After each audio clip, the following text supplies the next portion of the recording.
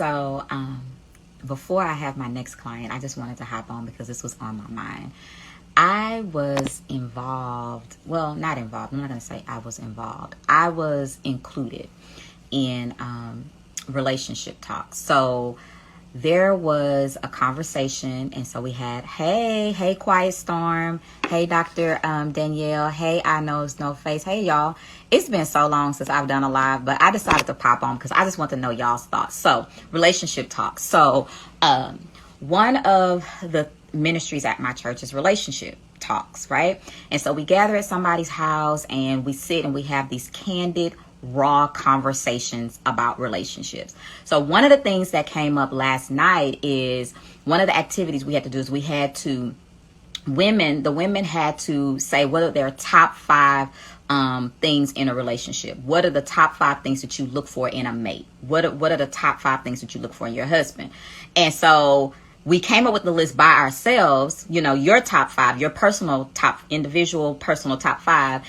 And then we separated. So the women went to their corners and the men went to their respective corners. And then we had to come up with the list collectively as a group, right? So you had to collectively come up with one list of the top 5 things. And so this is my question to you guys. So on that, as we were coming up with this list, some women was like, oh no, sex is on my top 5. And some women was like, oh no, sex comes later in the line, down the line for me.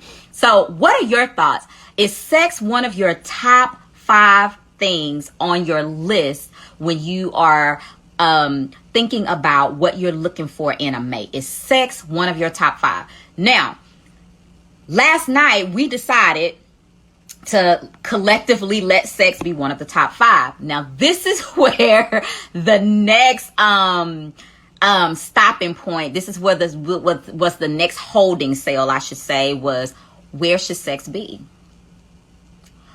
So if sex was one of your top 5, where would you put it on your list? So somebody said, okay, so God-fearing was number 1. That was the number 1 on the collective list, was God-fearing. Somebody said respect, Quiet Storm. Yes, respect. Thank you. That's good. I think the other relationship factors are what contributes to it. Yeah, that's what I was saying. So that was my argument.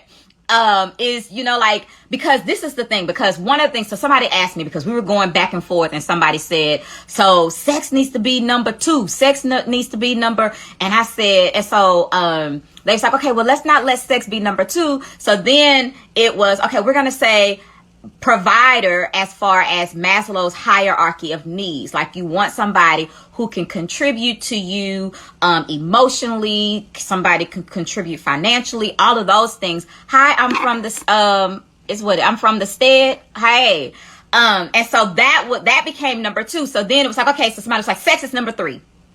So sex, somebody said sex phase. And then we got kindness as number 3. Okay, so they asked me. So somebody said, well, what would you say? Sex number 3 or something else number 3? Y'all, I was like, to me, I'm like, conversation. So I personally said, I need an effective communicator, somebody who can hold it down with your words. You can meet me intellectually, because if you can hold it down with your words, then best believe the sex is coming. Because if you can get me wet with the things that come out of your mouth, because somebody said exactly that, I'm like, so the sex is coming, but, and look, not pun, I'm not coming, but, but the sex is there. But man, if you can turn me on by being able to hold a conversation, because this was my thing. I'm like, you can have good sex, but if you can't hold your own intellectually, and I don't know. And some people just here taking notes. And some people's like, yeah, I think I kind of agree. I think I agree. Because even with the being able to contribute to the household, people were talking. I'm like, as somebody who is going down the journey to get my certification in sex, I'm like, sex is very important. But to me, some other things come before that, because I need you to be able to contribute, because I want turning off the lights to be an option. Right? I don't want it to be the lights is off because we couldn't afford for the lights to be on. I want turning off the lights as we get ready for sex to be a choice if we choose to turn the lights off. But then I need you to be able to hold your own when we talking, bruh. So like, don't give me some good sex. Don't give me some good head. Don't give me some good any of that. And then when it's time to have an intellectual conversation, you lost in the bliss. That's just my thoughts. So I just wanted to hop on because, and I just wanted to get y'all's opinion. So thank you guys for indulging me. Love making this mental. Yes. Sex is mental. Somebody said amen. So Dr. Danielle, she said amen. We got communication. Yes. So I hope you got some good notes. I'm from the stead. I hope you got some good notes. Otherwise, sex is about carnal and not the spiritual connection that actually improve you. Come on now. Yes, Dr. Daniel, look, this next relationship talk. So we do relationship talks on Tuesdays.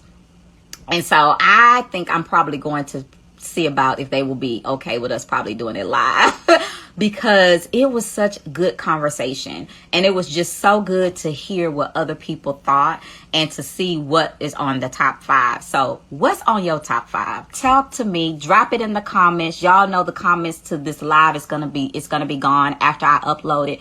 But I still want you to drop it into the comments. What is your top 5 when it comes to what you're looking for in a mate? What are your top 5 things that you said this these are my top 5 non-negotiables? But all right, y'all, it's time for me to get ready to see my next client. But I just wanted to hop on because can't say 3 words right. I know that's right. Yeah, you can't say 3 words right, but you trying to get the goods. Like, no. And then, okay, this was another question, y'all. This talk was, I was just there taking notes. Like, I was taking notes last night.